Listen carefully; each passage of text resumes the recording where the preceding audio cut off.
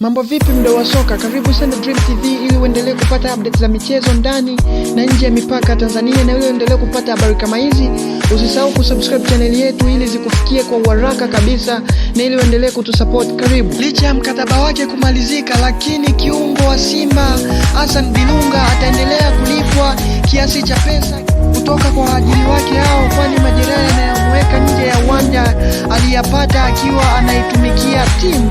Dilunga aliumia kifundo cha mguu wakati wakijiandaa na mechi dhidi ya Orlando Pirates, hivyo jeraha hilo limemfanya afanyiwe upasuaji Afrika Kusini na kushindwa kumalizia mechi za msimu uliopita.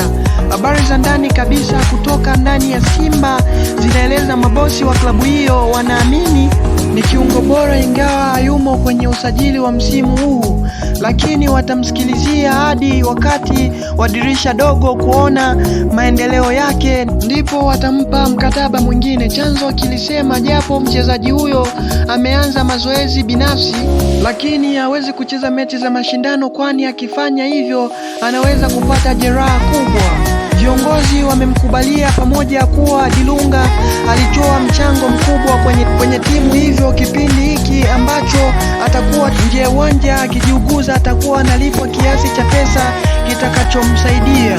Hayumo kwenye usajili wa msimu huu, lakini anaweza kuongezewa mkataba wakati wa dirisha dogo. Pesa atakayokuwa akilipwa inaweza kuwa nusu mshahara aliyokuwa akiupata ama kiasi watakachoona kinafaa kumpatia. Walisema tumeamua kufanya hivyo kwa sababu aliumia kwenye majukumu ya timu, hivyo haitokuwa busara kumwacha hivi wakati jeraha, kwa mujibu wa daktari, litapona kwa kipindi fulani.